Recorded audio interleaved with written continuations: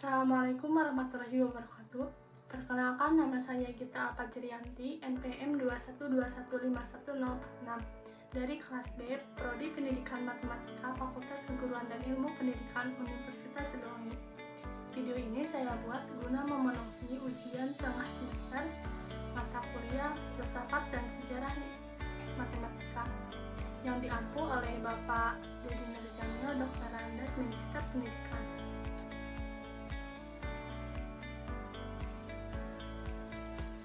Di sini saya akan menjelaskan hakikat belajar dan pembelajaran matematika.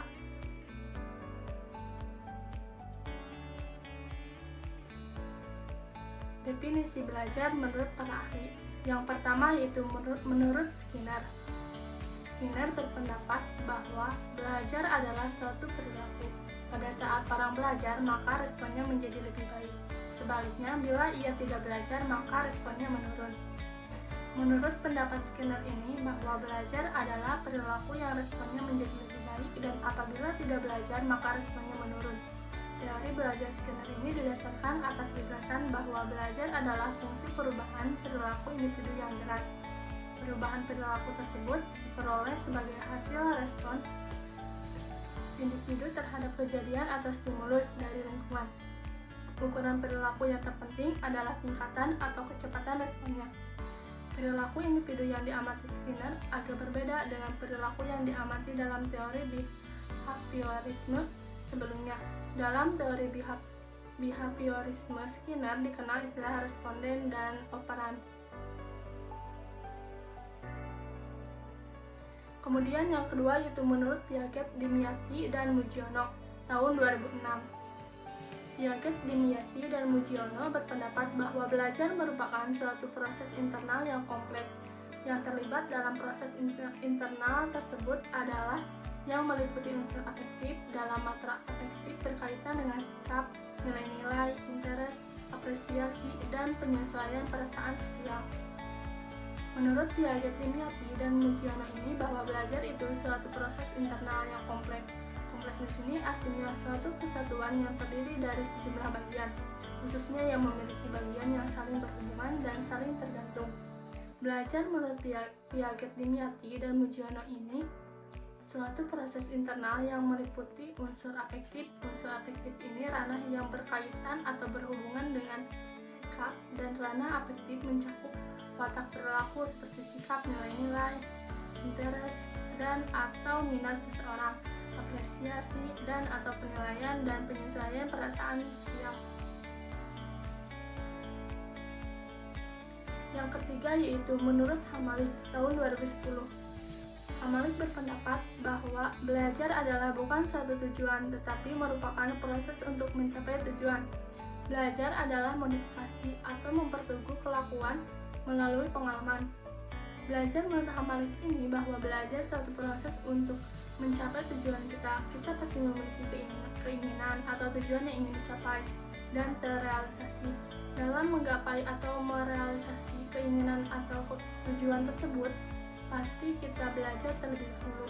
Segala sesuatu yang kita inginkan tidak lain harus belajar terlebih dahulu. Berusaha terlebih dahulu dengan cara belajar. Menurut pendapat Hamalik, belajar tidak hanya untuk mencapai tujuan saja, tetapi belajar juga modifikasi atau memperteguh kelakuan melalui pengalaman. Maksudnya dari pengalaman kita yang kurang baik. Agar dapat memodifikasi atau mengubah kelakuan kita menjadi lebih baik, kita harus belajar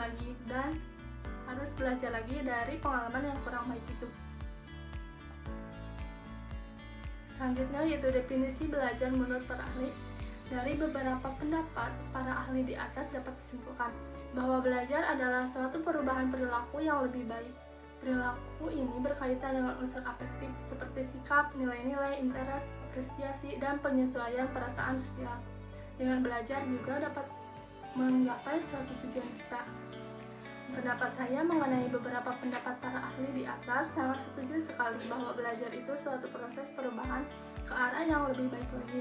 Ketika kita di masa lalunya kurang baik, dengan cara belajar kita bisa memodifikasi atau mengubah diri kita menjadi lebih baik dan tidak ingin mengulanginya lagi dari pengalaman yang buruk itu.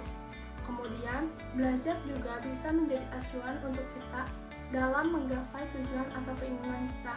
Ketika memiliki keinginan yang ingin dicapai atau direalisasikan, pasti kita melewati proses belajar terlebih dahulu. Contoh kecilnya, ketika ingin kita mengerjakan soal matematika dengan cepat dan benar, sebelumnya pasti kita belajar terlebih dahulu, rutin mengerjakan soal-soal dan lainnya. Selanjutnya yaitu definisi matematika menurut para ahli. Yang pertama yaitu menurut Suherman, tahun 2003. Suherman berpendapat bahwa matematika adalah disiplin ilmu tentang tata cara berpikir dan mengolah logika, baik secara kuantitatif maupun secara kualitatif. Menurut pendapat dari Suherman ini, matematika merupakan disiplin ilmu tentang tata cara berpikir dan mengolah logika. Benar sekali, matematika itu menjadikan seseorang bagaimana caranya berpikir dan membuat seseorang berpikir lagi dalam mengerjakan suatu persoalan matematika. Dalam mengerjakan suatu persoalan matematika, logika kita juga berjalan agar jawaban persoalan matematika itu masuk akal atau logis, baik secara kuantitatif atau berupa numerik, sistem angka, maupun secara kualitatif atau berbentuk deskriptif, menggambarkan fenomena, fakta, penelitian secara apa adanya. Definisi matematika yang kedua yaitu menurut Abdurrahman, tahun 2002. Abdurrahman berpendapat bahwa matematika adalah bahasa simbolis yang fungsi praktisnya untuk mengekspresikan hubungan-hubungan kuantitatif dan keruangan, sedangkan fungsi teoritisnya adalah untuk memudahkan berpikir. Pendapat saya mengenai pendapat Abdurrahman ini hampir sama dengan pendapat Suherman tadi, yang di atas, bahwa matematika adalah simbolis, artinya berupa simbol-simbol yang memiliki fungsi praktis, yaitu untuk mengekspresikan hubungan-hubungan kuantitatif berupa numerik atau sistem angka, dan mengekspresikan keruangan. Selain fungsi praktis, menurut Abdurrahman juga ada fungsi teoritisnya, yaitu untuk memudahkan berpikir. Dalam matematika tidak jauh dengan yang namanya berpikir, karena setiap penyelesaian dari matematika itu sendiri yaitu hasil dari berpikir kita sehingga menghasilkan penyelesaian yang logis atau masuk akal. Definisi matematika yang ketiga yaitu menurut Andi Hakim Nasution. Andi Hakim Nasution berpendapat bahwa matematika adalah ilmu struktur, urutan, atau order dan hubungan yang meliputi dasar-dasar perhitungan, pengukuran, dan penggambaran bentuk objek. Mengenai pendapat Andi Hakim Nasution mengenai matematika ini tidak ada kesamaan dengan pendapat-pendapat sebelumnya yang dikemukakan oleh ahli matematika Abdurrahman dan ahli matematika Suherman. Pendapat Andi Hakim Nasution bahwa matematika itu ilmu struktur, artinya objek atau sistem tersebut tersusun dengan pola tertentu. Kemudian bahwa matematika itu urutan atau order dan berhubungan dengan dasar-dasar perhitungan seperti tambah, kali, bagi, kurang. Kemudian pengukuran dalam meter dan lainnya. Selain berhubungan dengan dasar-dasar perhitungan dan pengukuran, matematika juga berhubungan dengan penggambaran bentuk objek.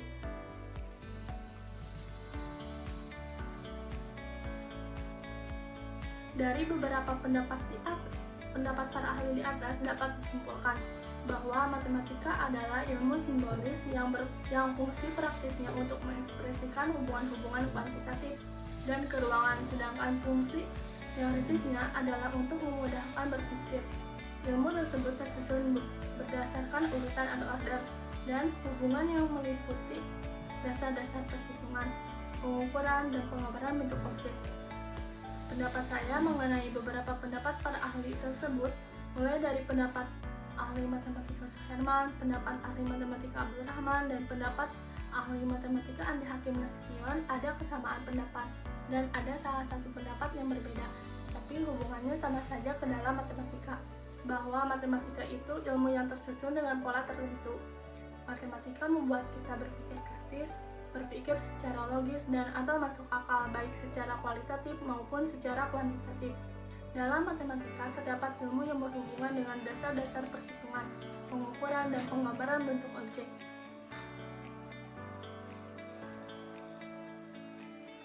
Definisi belajar menurut para ahli. Yang pertama yaitu menurut Brunner atau Woodrow tahun 1990. mengemukakan bahwa belajar matematika ialah belajar tentang konsep dan struktur matematika yang terdapat dalam materi yang dipelajari, serta mencari hubungan-hubungan antara konsep dan struktur matematika itu.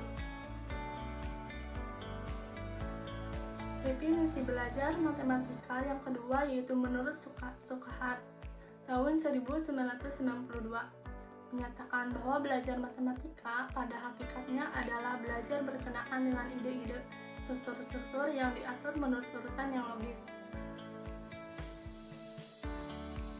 Kemudian definisi belajar matematika menurut para ahli yang ketiga yaitu menurut Dionys. Dionys berpendapat bahwa belajar matematika mencakup bermain bebas, generalisasi, representasi, simbolisasi, dan formalisasi.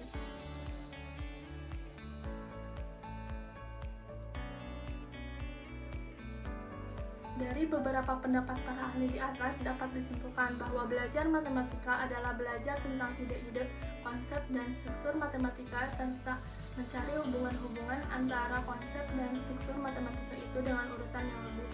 Belajar matematika mencakup bermain bebas, generalisasi, representasi, simbolisasi, dan formalisasi. Pendapat saya mengenai 3 pendapat ahli yang dikemukakan oleh ahli matematika Brunner, ahli matematika Sukahar, dan ahli matematika Dionys adalah sama saja pendapat dari ketiga ahli matematika tersebut bahwa belajar matematika adalah belajar dengan ide-ide atau konsep yang tersusun terpola dengan urutan yang logis atau masuk akal. Konsep-konsep dan struktur matematika ini mempunyai hubungan antar keduanya.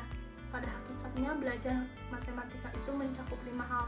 Yang pertama yaitu bermain bebas, kedua generalisasi, ketiga representasi, keempat simbolisasi, dan yang terakhir adalah formalisasi. Definisi pembelajaran menurut para ahli yang pertama yaitu menurut Corey. Pembelajaran merupakan suatu proses di mana lingkungan seseorang secara disengaja dikelola untuk memungkinkan ia turut serta dalam tingkah laku tertentu dalam kondisi-kondisi khusus atau menghasilkan respon terhadap situasi tertentu. Pembelajaran merupakan subset khusus dari pendidikan.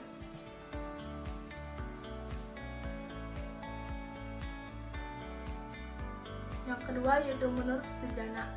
Pembelajaran dapat diartikan sebagai setiap upaya yang sistematik dan sengaja untuk menciptakan agar terjadi kegiatan interaksi edukatif antara dua pihak, yaitu antara peserta didik, warga belajar, dan pendidik sumber belajar yang melakukan kegiatan pembelajaran. Pendapat yang ketiga yaitu menurut Umar Hamalik.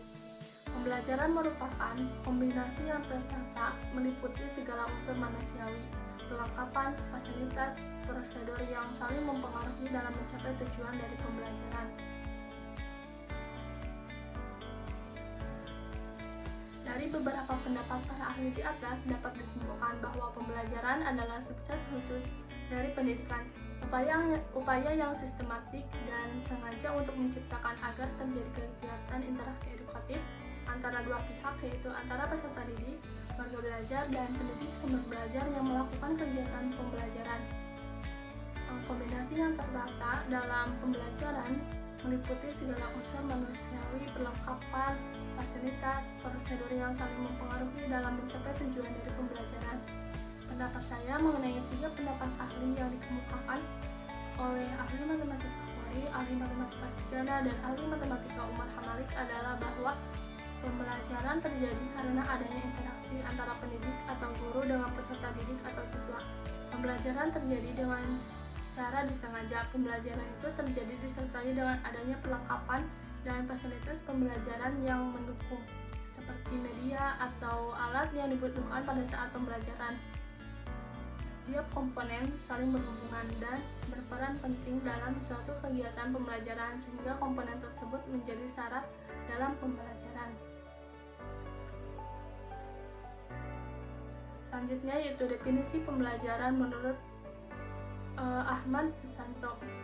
Ahmad Susanto berpendapat bahwa pembelajaran matematika adalah suatu proses pembelajaran mengajar yang dibangun oleh guru untuk mengembangkan kreativitas berpikir siswa yang dapat meningkatkan kemampuan berpikir siswa serta dapat meningkatkan kemampuan mengkonstruksi pengetahuan baru sebagai upaya meningkatkan penguasaan yang baik terhadap materi matematika. Pendapat yang kedua yaitu menurut Krisyanti tahun 2014.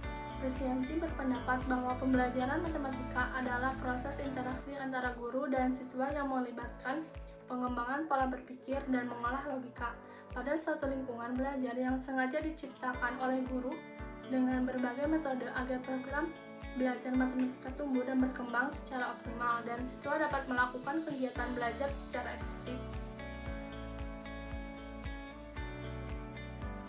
Definisi pembelajaran yang ketiga yaitu menurut Cobb. Pembelajaran matematika sebagai proses pembelajaran yang melibatkan siswa secara aktif mengkonstruksi pengetahuan matematika. Dari beberapa pendapat para ahli di atas dapat disimpulkan bahwa pembelajaran matematika adalah proses pembelajaran yang melibatkan siswa secara aktif mengkonstruksi pengetahuan matematika, mengembangkan pola berpikir, mengembangkan kreativitas berpikir siswa, dan mengolah logika pada suatu lingkungan belajar yang sengaja diciptakan oleh guru dan dengan berbagai metode agar program belajar matematika tumbuh dan berkembang secara optimal dan siswa dapat melakukan kegiatan belajar secara efektif. Pendapat saya mengenai tiga pendapat ahli matematika di atas memiliki kesamaan dalam definisi pembelajaran matematika, yakni pembelajaran matematika suatu proses belajar mengajar yang tujuannya mengembangkan kreativitas siswa dalam berpikir, mengolah logika, meningkatkan pengetahuan dan wawasan tentang matematika. Pembelajaran matematika dilakukan dengan secara sengaja. Pembelajaran matematika merupakan suatu proses belajar mengajar yang mengandung dua jenis kegiatan tidak terpisahkan. Kedua aspek ini berkolaborasi secara terpadu menjadi suatu kegiatan pada saat terjadi interaksi antara siswa dengan guru di saat pembelajaran matematika sedang berlangsung.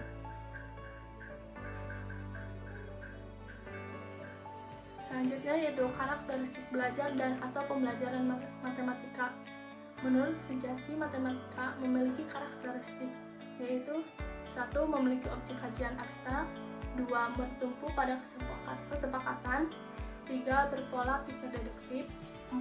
Memiliki simbol yang kosong dari arti, yang kelima yaitu memperhatikan semesta pembicaraan, dan yang terakhir yaitu konsisten dalam sistemnya. Ciri-ciri belajar dan atau pembelajaran matematika. Menurut Deblicwood, matematika memiliki ciri-ciri yaitu sebagai berikut. 1. Memiliki objek yang abstrak. Yang kedua yaitu memiliki pola pikir deduktif dan konsisten dan tidak dapat dipisahkan dari perkembangan ilmu pengetahuan dan teknologi atau iptek. Selanjutnya yaitu fungsi dan tujuan belajar dan atau pembelajaran matematika. Untuk yang pertama yaitu fungsi belajar dan atau pembelajaran matematika, yaitu sebagai media atau sarana siswa dalam mencapai kompetensi. Yang kedua yaitu alat pola pikir dan ilmu atau pengetahuan. Yang ketiga yaitu dijadikan acuan dalam pembelajaran matematika sekolah.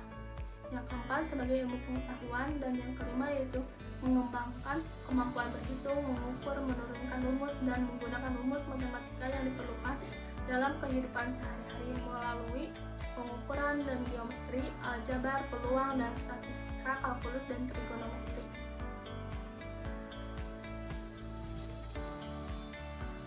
Selanjutnya yaitu tujuan belajar dan atau pembelajaran matematika. Yang pertama melatih kecerdasan otak, yang kedua dapat diterapkan di dunia nyata, yang ketiga meningkatkan kemampuan pemecahan masalah, yang keempat membantu hampir di setiap bidang karir, yang kelima yaitu membantu memahami dunia dengan lebih baik, yang keenam yaitu sebagai bahasa universal. Selanjutnya yaitu jenis-jenis belajar dan atau pembelajaran matematika. Yang pertama ada belajar konsep atau concept learning. Yang kedua yaitu belajar pengetahuan deklaratif, prosedural, dan kondisional.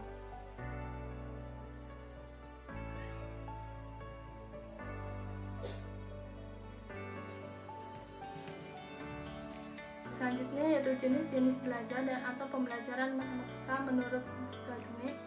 Kegiatan belajar manusia dapat dibedakan atas 8 jenis, yaitu yang pertama yaitu belajar isyarat, kedua belajar stimulus respon, ketiga rangkaian gerakan, yang keempat rangkaian verbal, yang kelima yaitu belajar membedakan, yang keenam belajar konsep, yang ketujuh belajar aturan, dan yang terakhir yaitu pemecahan masalah.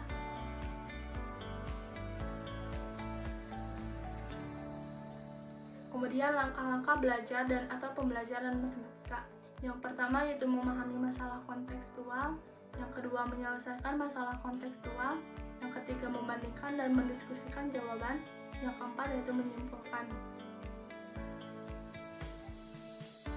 Selanjutnya yaitu metode belajar dan atau pembelajaran matematika. Metode pembelajaran matematika adalah cara untuk mencapai tujuan pembelajaran matematika. Penggunaan metode yang tepat akan menentukan efektivitas dan efisiensi pembelajaran. Beberapa metode yang dapat dipilih guru matematika adalah yang pertama metode ceramah, yang kedua metode ekspositori, yang ketiga metode demonstrasi, yang keempat metode tanya jawab, yang kelima metode penugasan, yang keenam metode eksperimen, yang ketujuh yaitu metode drill dan latihan, yang kedelapan metode penemuan atau yang ke-9 yaitu metode inquiry, yang ke-10 metode permainan, dan yang terakhir yaitu metode pemecahan masalah.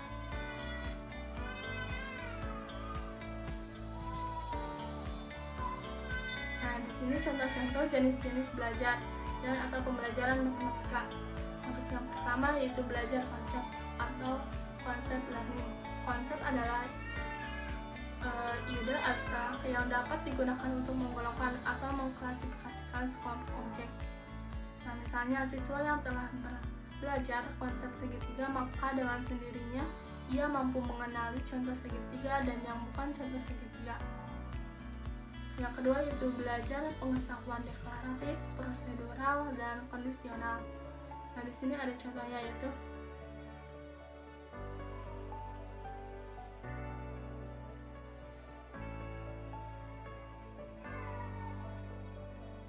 kemudian kegiatan belajar manusia dapat dibedakan atas 8 jenis.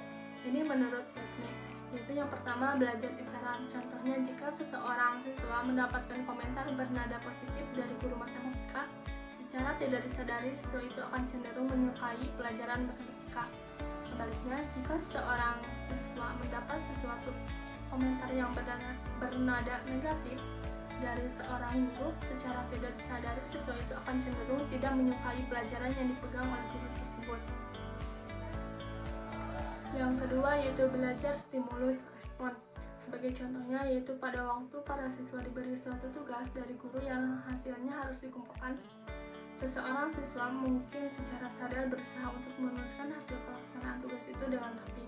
Sebab menurut pengalaman yang ia miliki di masa lalu, suatu pekerjaan yang ditulis dengan rapi cenderung mendapatkan nilai yang lebih tinggi dibandingkan dengan pekerjaan yang tidak ditulis dengan rapi, sekalipun isi kedua pekerjaan itu sama. Yang ketiga yaitu rangkaian gerakan. Sebagai contohnya yaitu kegiatan melukis garis bagi pada suatu sudut merupakan suatu kegiatan yang terdiri atas beberapa gerakan fisik yang dilakukan secara berurutan, sejak dari pembuatan suatu busur lingkaran yang berpusat di titik tersebut sampai pembuatan garis bagi yang dimaksud. Kemudian yang kedua yaitu rangkaian verbal. Misalnya kegiatan mendeskripsikan sifat-sifat suatu bangun geometri, persegi panjang, bahu ketupat, dan lain-lain. Kegiatan menyebutkan nama benda-benda tersebut dan sebagainya. Ketiga yaitu belajar membedakan. Misalnya membedakan bilangan bulat dengan bilangan cercah, membedakan konstanta dengan variabel, mencermati perbedaan antara prosedur mencari FPB faktor persekutuan terbesar dengan prosedur mencari KPK, dan sebagainya.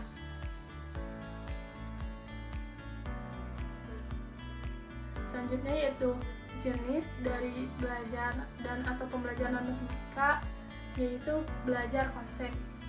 Sebagai contoh, siswa dikatakan telah memahami konsep lingkaran apabila siswa mampu mengenali keberadaan konsep lingkaran itu pada setiap benda konkret yang memang mempunyai wujud lingkaran seperti roda, mata uang logam, tutup kaleng susu, dan sebagainya. Selanjutnya yaitu belajar aturan. contoh aturan dalam matematika itu.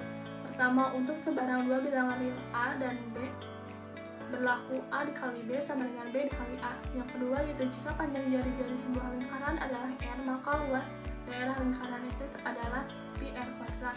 Yang ketiga, jika panjang kedua sisi siku-siku pada sebuah segitiga siku-siku adalah A dan B, dan panjang sisi miring adalah C, maka A kuadrat ditambah B kuadrat sama dengan C kuadrat. Yang terakhir yaitu pemecahan masalah. Untuk dapat memecahkan satu masalah, seseorang memerlukan pengetahuan dan kemampuan yang ada kaitannya dengan masalah tersebut.